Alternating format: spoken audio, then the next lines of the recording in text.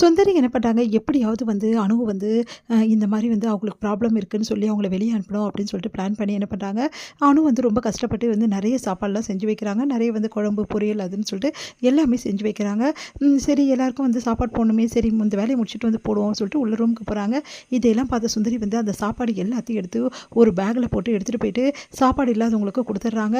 அவங்க கிட்ட சொல்கிறாங்க, வந்து இதெல்லாம் உங்களுக்கு சாப்பாடு இருக்குது, எடுத்துகிட்டு போய் சாப்பிடுங்க அப்படின்னு சொல்லிட்டு கொடுத்து அனுப்பிச்சிடுறாங்க.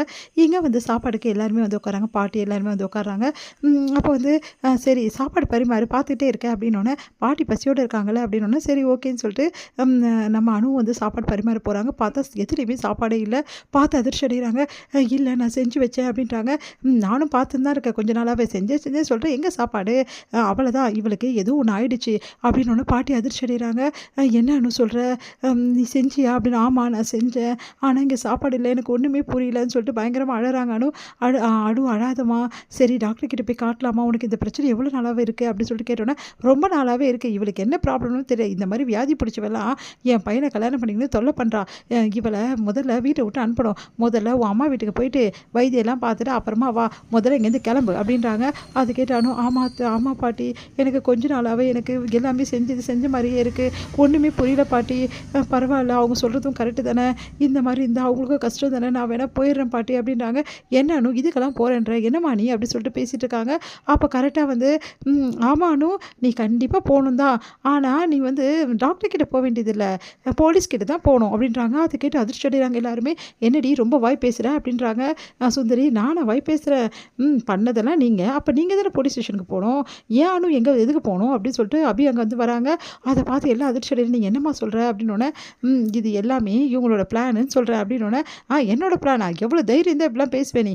உன் அக்காவுக்கு என்ன ஆயிடுச்சோ, உன் அக்காவுக்கு ஏதோ பிரச்சனை வந்துடுச்சு, அவளை எடுத்துன்னு போயிட்டு ஹாஸ்பிட்டலில் சேரு, அதை விட்டுட்டு தேவையில்லாத கதையெல்லாம் பேசிகிட்டு இருக்கா. ஓ, என் அக்காவுக்கு பிரச்சனை வந்துச்சா? எல்லாரும் ஆஜராயிட்டீங்களா அப்படின்னோடனே ராகவ் ஒன்றும் புரியாமல் யோசிக்கிறாரு.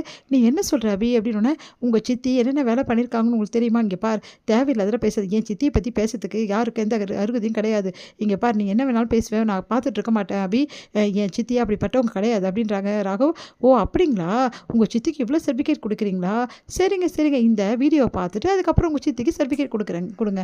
அணு வந்து கஷ்டப்பட்டு சமைச்சா சாப்பாடு, அது எல்லாத்தையும் உங்கள் சித்தி என்ன பண்ணாங்க, அணுவை எப்படியெல்லாம் வந்து எல்லோரும் முன்னாடி அவமானப்படுத்தணும், அவளுக்கு ஏதோ பிரச்சனை இருக்குன்னு சொல்லணும்னு சொல்லிட்டு என்னெல்லாம் பண்ணாங்கன்னு பார்க்கலாமா அப்படின்னு சொல்லிட்டு காட்டுறாங்க.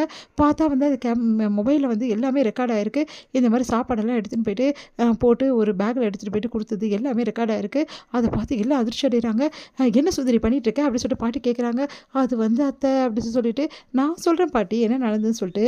அணுவை கொஞ்சம் நாளைக்கு முன்னாடி இவங்க என்ன பண்ணுறாங்க, அணுவுக்கு பிரச்சனை இருக்குது, அணு வந்து எப்படியாவது வீட்டை விட்டு அனுப்பணும் அப்படின்னு சொல்லிட்டு பிளான் பண்ணி அணுவுக்கு பிரச்சனை இருக்குதுன்னு சொல்லிட்டு அணுவையே நம்ப வச்சுருக்காங்க. அதனால் நிறைய விஷயங்கள் இவங்க பண்ணிகிட்ருக்காங்க. இதனால் தொடர்ந்து அணு மென்டலாக டிஸ்டர்ப் ஆகி வீட்டை விட்டு போயிடுவா, அவள் போயிட்டோன்னே நிம்மதியாக இருக்கலாம் அப்படின்னு சொல்லிட்டு பிளான் பண்ணியிருக்காங்க. அவங்க பிளான் இப்போ தான் புரியுதா எல்லாருக்கும் அப்படின்னு ராகவ் செமையாக டென்ஷன் ஆயிடுறாரு. ஆகாஷ் வந்து, நீ எல்லாம் என்னம்மா, நீ எல்லாம் இப்படி பண்ணுற, அணு உனக்கு என்னம்மா பாவம் பண்ண, இப்படி ஒரு அநியாயத்தை அவளுக்கு பண்ணுறீங்க அப்படின்னு சொல்லிட்டு கேட்குறாங்க.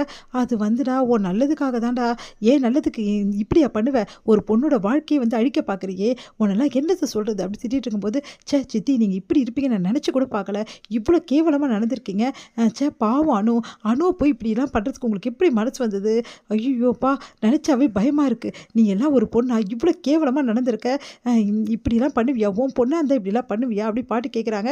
அது எப்படி பண்ணுவாங்க, பண்ணவே மாட்டாங்க, அணுன்றதால தான் பண்ணிட்டாங்க. பார்த்தீங்கல்ல எல்லாருமே அணுக்கு எவ்வளோ கொடுமை பண்ணியிருக்காங்களா, அணு இப்போ புரியுதா உனக்கு, நீ வந்து மென்டலாக எந்த டிஸ்டர்பும் ஆகலை, இவங்க தான் இவ்வளோ நாள் வரைக்கும் காய் நகர்த்திருக்காங்க உனக்கு எதிராக, இப்போ புரியுதில்ல உனக்கு அப்படின்னோடனே அப்படியே ஓடி வந்து கட்டிக்கிறாங்க. அப்படின்னு சொல்லிட்டு, இப்படி ஏன் பண்ணீங்க, எதுக்காக பண்ணீங்க, உங்களுக்கு நான் என்னங்க பாவம் பண்ணேன், உங்களுக்கு எல்லாமே நல்லா தானே செஞ்சு இப்படி பண்ணிட்டீங்களே அப்படின்னு சொல்லிட்டு அணு அழறாங்க. அவங்க அத்தையை பார்த்து உடனே வந்து சுந்தரி வந்து அமைதியாக இருக்காங்க. நீ எல்லாம் பண்ணதெல்லாம் கேவலமான ஒரு விஷயம் அப்படின்னு அவங்க வீட்டுக்காரர் சொல்கிறாரு. சுந்தரியோட வீட்டுக்காரு, பிடிக்கலன்னு சொல்லிட்டு நீங்கள் என்ன வேணாலும் பண்ணுவீங்களா, இவ்வளோ கேவலமாக நடந்திருக்கீங்க அப்படின்னு சொல்லிட்டு அபியும் திட்டுறாங்க. இதெல்லாம் கேட்டு சுந்தரி செம டென்ஷன் ஆகிறாங்க. இப்படி தெரிஞ்சிச்சே அப்படின்னு சொல்லிட்டு